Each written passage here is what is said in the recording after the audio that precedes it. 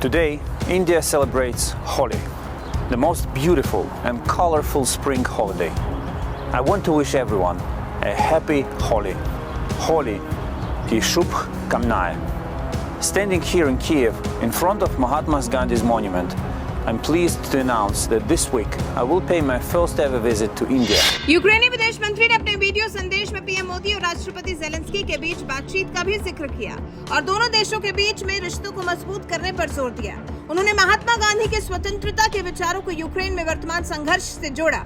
Video में Kuleba ने क्या कहा, सुनिए sir. Ukraine and India are two big democracies.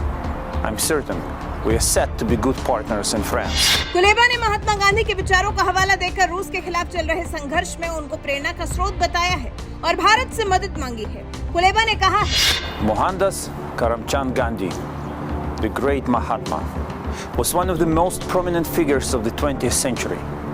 His ideal and final goal were freedom and independence.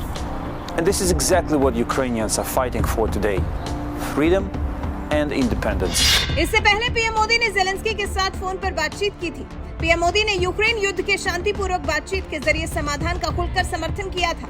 यही नहीं, पीएम मोदी ने तो युद्ध के बजाय बात करने पर ज्यादा जोर दिया था। बातचीत से मामले को सुलझाने की पीएम मोदी ने सलाह दी थी।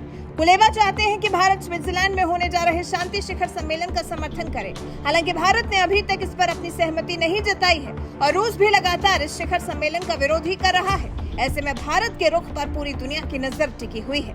इंतजार तो कुलेबा के भारत दौरे का भी है। देखते हैं भारत में आकर वो इस दिशा में भारत से किस तरह की अपील करते हैं और उस पर भारत का विदेश मंत्रालय किस तरह से रिएक्ट करता है। वैसे कुलेबा ने जिस तरह से महात्मा गांधी के विचारों को प्रेरणा स्रोत बताकर भारत से मदद की गुहार लगाई है, इस बारे में आपका क्या कुछ कहना है, कमेंट कर जरूर बताइएगा।